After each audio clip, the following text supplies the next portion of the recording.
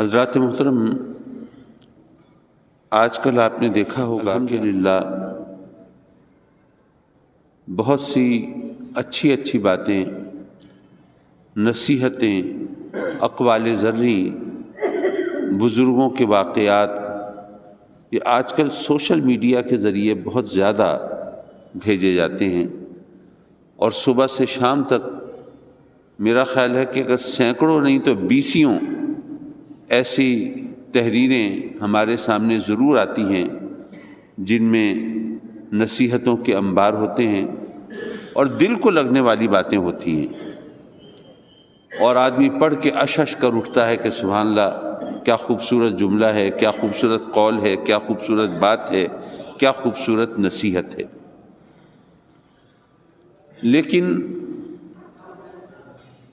آپ نے شاید دیکھا ہو، لیکن میں نے آج تک کوئی ایسا شخص نہیں دیکھا جو یہ اقوال اور نصیحتیں پڑھ کر سن کر وہ سدھر گیا ہو، برے کاموں کو چھوڑ دیا ہو، سیدھی راہوں پہ چل پڑا ہو اور اس نے اس سے سبق حاصل کیا ہو۔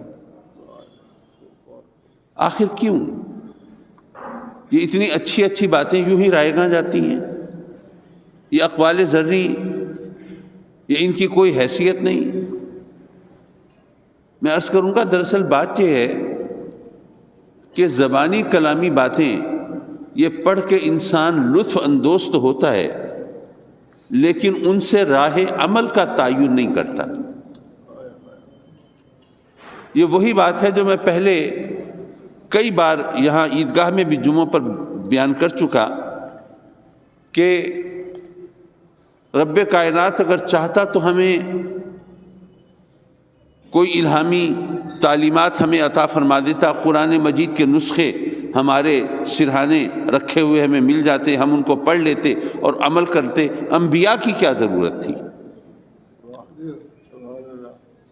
دراصل بات یہ ہے کہ جو زبانی کلامی باتیں ہوتی ہیں ان کو پڑھ کر لطف اندوز ہوا جا سکتا ہے، لیکن جب تک عملی نمونہ ہمارے سامنے نہ ہو وہ اس وقت تک ان کو اپنانا اور عمل کرنا ممکن نہیں ہوتا۔ اور صرف عملی نمونہ نہیں، بلکہ جو عمل کر رہا ہے اس کا طرز عمل اور اس کے طور طریقے اور اس پر پھر اللہ کی رحمتوں کا نزول، وہ ہمارے لیے راہ عمل کو کھولتا ہے، ہمیں ترغیب ملتی ہے ہم بھی یہ کام کریں، ہم بھی یہ راستہ اختیار کریں۔ تو جب اللہ کے نبی ہمیں تعلیم دیتے ہیں، اور یہ بات میں کئی بار کہی، ایک بار پھر دہراتا چلوں کہ تعلیمات میں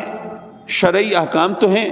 اور ظاہر ہے شریعت کے احکام جو ہیں وہ تو ہمیں کہیں اور سے مل ہی نہیں سکتے سوائے نبی کے۔ نبی بتائے گا نا کہ بھئی اللہ کو راضی کرنے کے لیے ہمیں عبادت کس طرح کرنی ہے، نماز اگر ادا کرنی ہے تو نماز ادا کرنے کا طریقہ کیا ہے، رکوع و سجود کی کیفیت کیا ہے، ہمیں کب کھڑا ہونا ہے، کب بیٹھنا ہے، کب سجدہ کرنا ہے، کب رکوع کرنا ہے، اس کے درمیان کیا پڑھنا ہے، یہ ہم اپنی اندازے سے، قیاس و گمان سے تو نہیں نکال سکتے۔ تو شریعت کے احکام تو ہمیں یقیناً نبی ہی بتائے گا، لیکن احکام جو ہیں آقا کریم حضور علیہ الصلوۃ والسلام اگر ہمیں نماز کا حکم دے رہے ہیں، اگر شریعت کے احکام بتا رہے ہیں، اگر حلال و حرام کی تعلیم دے رہے ہیں، تو ساتھ ہمیں وہ ہمسایوں کے حقوق بھی بتا رہے ہیں، اولاد کے فرائض و حقوق بھی بتا رہے ہیں، اور پھر صرف بتا نہیں رہے بلکہ ان پر کس طرح عمل کر کے دکھا رہے ہیں۔ اگر ہمیں بتا رہے ہیں کہ سچ بولنا اچھی بات ہے، تو آپ نے کبھی غور کیا کہ آقا کریم صلی اللہ علیہ وسلم کو دنیا پہچانتی صادق کے لقب سے ہے۔ اب سچ بولنا یہ تو ظاہر ہے کہ اچھی بات ہے، لیکن اس کو شریعت کے ترازو میں تول کے نہیں بتایا جاتا۔ اگر کوئی غیر مسلم ہے، ظاہر ہے اس کا شریعت سے کیا تعلق، لیکن سچ بولنے کو اچھا وہ بھی مانتا ہے یا نہیں مانتا؟ بلکہ آج کل تو ہمیں یہ شرم دلائی جاتی ہے کہ تم اس نبی کے پیروکار ہو جن کا لقب صادق تھا، لیکن تم اب ذرا سوچو، تمہاری تو لگتا ہے کہ مٹی جو ہے وہ جھوٹ میں گندھی ہوئی ہے۔ بلکہ ایک واقعہ میں آپ کو سناتا چلوں، ہمارے ایک ہائی کورٹ کے جسٹس وہ تشریف لے گئے انگلینڈ. تو ہائی کورٹ کے جسٹس تھے, تو انہوں نے سوچا کہ جو یہاں کے جسٹس حضرات ہیں ان سے ذرا میرا کوئی ربط ضبط, کوئی تعلق, کوئی میل جول ہونا چاہیے. تو انہوں نے وہاں پر جو پاکستانی کمیونٹی تھی ان سے رابطہ کیا, تو کوئی ارینجمنٹ کر دی انہوں نے. ظاہر ہے وہاں کے ہائی کورٹ کے جسٹس کو بھی شوق ہوا ہوگا کہ بھئی ایک آیا ہے جسٹس ملنے, تو چلو میں بھی مل لوں اس سے. تو ظاہر ہے کہ بات چیت میں کوئی نہ کوئی موضوع, کوئی نہ کوئی نقطہ نکالا جاتا ہے تبادلہ خیال کے لیے. صرف حال چال پوچھ کے تو رخصت نہیں ہو جاتا بندہ. تو ہمارے پاکستان کے جو جسٹس تھے انہوں نے ان سے ایک سوال کیا, اپنی دانش میں بڑا عقل مندی کا سوال کیا, اور کہا کہ جناب یہ بتائیے کہ جب آپ کے ہاں گواہ پیش ہوتے ہیں تو آپ یہ فیصلہ کیسے کرتے ہیں, یہ کیسے جان پاتے ہیں کہ یہ گواہ سچا ہے؟ وہ جناب وہاں کا جو جسٹس تھا وہ حیران ہو گیا, کہنے لگے کیا پاکستان میں جھوٹے گواہ بھی ہوتے ہیں؟ اب بیچارے پریشان, اب کہیں تو کیا کہیں. اب کہا کہ جی بات یہ ہے کہ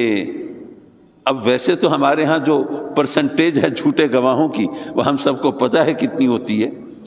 لیکن انہوں نے اپنی طرف سے بڑا احتیاط سے کلام کیا اور کہا کہ جناب بات یہ ہے کہ وہ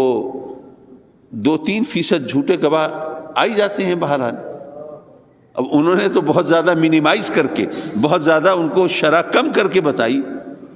تو وہ جسٹس کہتے ہیں کہ جناب اگر کوئی 2-3% جھوٹے گواہ وہاں آ جاتے ہیں تو یہ تو آپ ہمیں بتائیں کہ آپ کیسے پہچانتے ہیں کون سچا ہے کون جھوٹا ہے. وہاں پر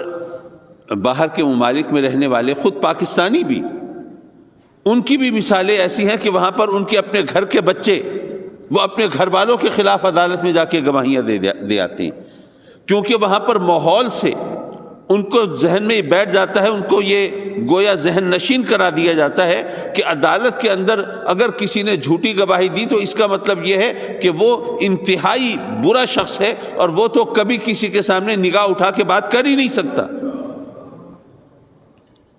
بہرحال کہنے کا مطلب یہ تھا